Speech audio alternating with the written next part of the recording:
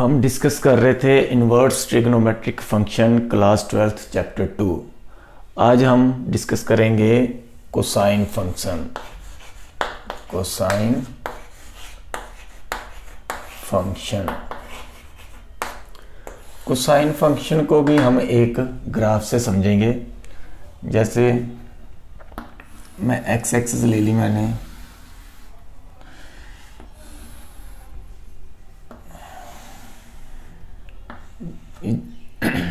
यहाँ पर π/2 लिया हमने एंगल, यहाँ पर π/2 प्लस π/2 क्या हो जाएगा पाई।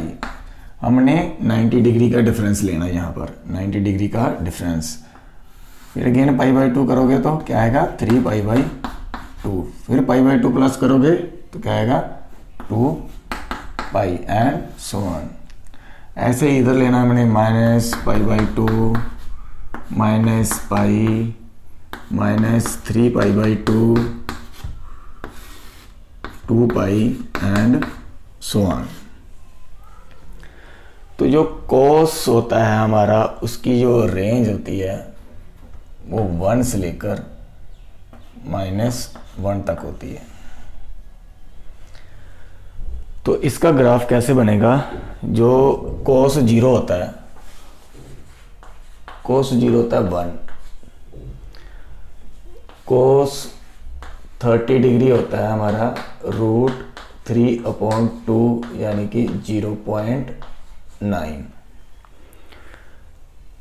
कोस 45 डिग्री होता है हमारा 1/√2 यानी कि 0.7। कोस 60 डिग्री होता है हमारा 1/2 यानी कि 0.5। और कोस 90 डिग्री होता है हमारा 0।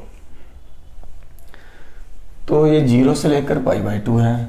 इसको भी हम 30 डिग्री कर लेते हैं। 30 डिग्री, 45 डिग्री और ये 60 डिग्री में मैंने डिवाइड कर लिया इसको भी, 0 से लेकर 90 डिग्री, क्योंकि ये 90 का डिफरेंस रखा हुआ है हमने। अब cos 0 क्या होता है 1, तो यहाँ से शुरू होगा ये cos 0 1। और cos 90 होता है 0 और 30 डिग्री होता है 0.9। इसको भी हम डिवाइड कर लेते हैं, ये 0.5 ले लेते हैं, ये 0.7 और ये 0.9। cos 30 डिग्री होता है हमारा 0.9, यहाँ पर आएगा ये cos 30 डिग्री 0.9। और cos 45 डिग्री 0.7 ये यहाँ पर आ जाएगा। और cos 60 डिग्री 0.5। तो ये ग्राफ कुछ ऐसे बनेगा। आते आते ये 90 डिग्री पर हो जाएगा, 90 डिग्री पर ये 0 आ जाएगा, 90 डिग्री पर 0। फिर ये ग्राफ ऐसे चलेगा 180 पर 1 हो जाएगा -1 और 3/2 पे 1। फिर ऐसे चलेगा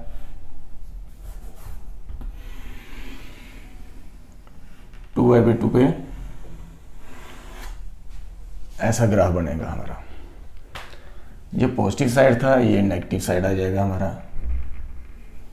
π/2 पे 0, फिर -π पे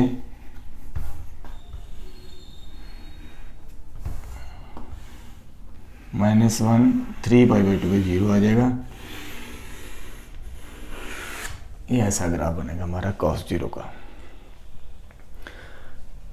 कोसाइन फंक्शन का ग्राफ आपके सामने है। अब देखते हैं हम इसकी ये 1/2 है कि नहीं है। हम इसको एक मैपिंग से देखते हैं।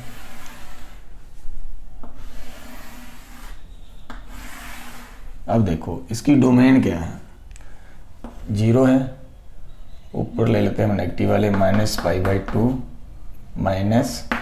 -π, और नीचे पॉजिटिव वाले π/2 π एंड सो ऑन। और इसकी जो रेंज होती है कोसाइन फंक्शन की -1 और 1 के बीच में होती है, -1 से लेकर 1 तक होती है। अब देखो cos 0 पे क्या था 1, cos 0 पे 1, cos 90 पे 0, कोस माइनस पाई बाई 2 पे ये देखो 0, कोस माइनस पाई पर -1, कोस पाई पर ये भी -1। क्या आपको लग रहा है कि ये 1 1 ऑन 2 है? देखो माइनस पाई की इमेज -1 आ रही है, पाई की भी इमेज -1 आ रही है। ये जो डोमेन है इनकी यूनिक इमेज कोड मेन में नहीं बन रही, तो so it is not 1 1 on 2, तो ये 1 1 ऑन 2 नहीं है। अब हम क्या करेंगे, इसको 1 1 ऑन 2 बनाने के लिए इसको हम इसकी जो डोमेन है कोसाइन फंक्शन की, इसकी रिस्ट्रिक्ट करते हैं हम। ये है 0 से लेकर पाई तक।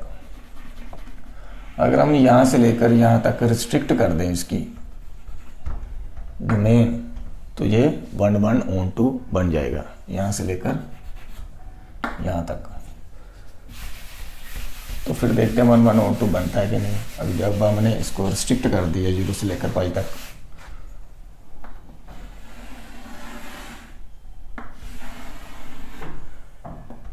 जीरो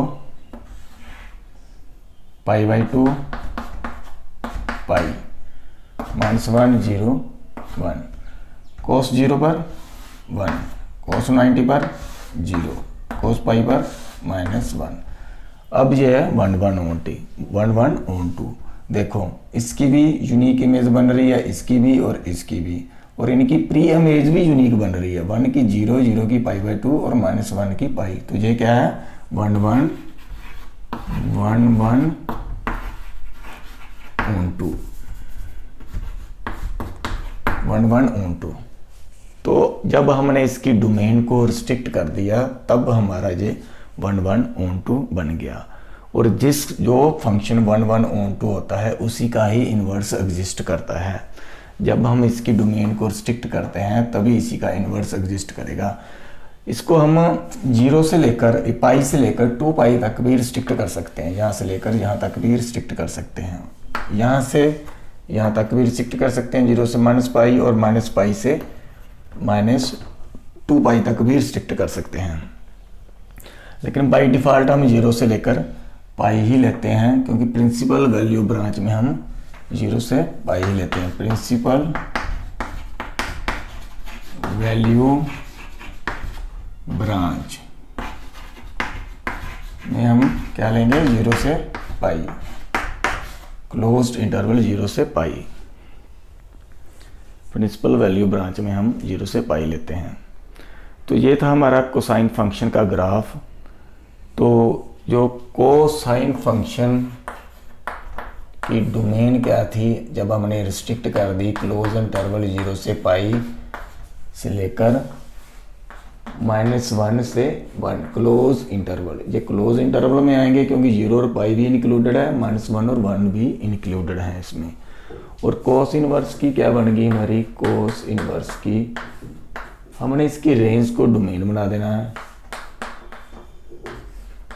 और डोमेन को रेंज बना देना कोस इनवर्स में। तो ये कोस इनवर्स की आ गई हमारी रेंज। तो अगर आपने कोस इनवर्स का ग्राफ बनाना है तो वो भी आप बना सकते हो। आप इसको रोटेट नहीं कर सकते, अगर आप रोटेट करोगे तो ये गलत हो जाएगा। तो आपको ग्राफ प्रॉपर बनाना पड़ेगा। कोस इनवर्स का बना के देखते हैं हम।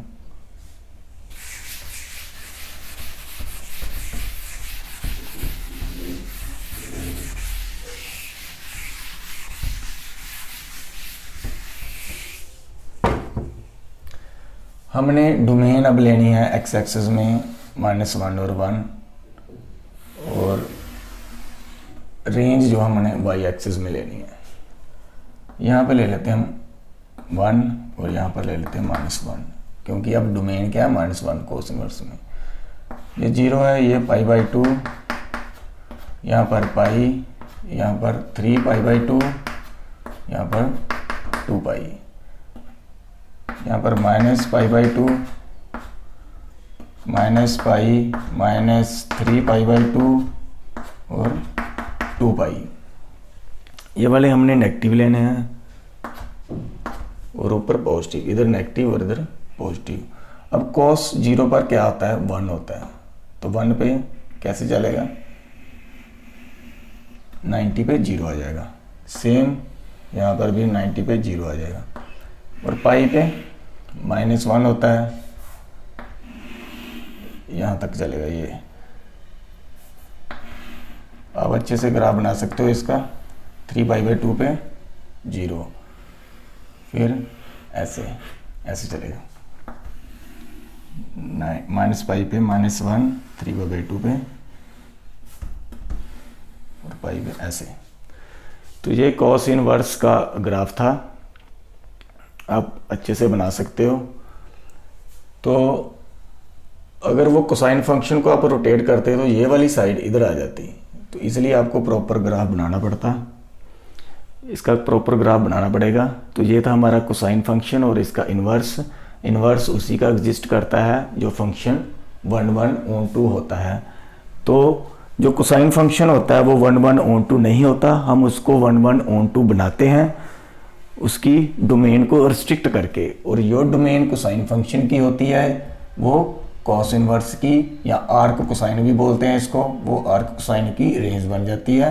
और यो रेंज कोसाइन फंक्शन की होती है वो आर्क कोसाइन की डोमेन बन जाती है। तो ये था हमारा कोसाइन फंक्शन। आई होप आपको समझ आया होगा। Thank you.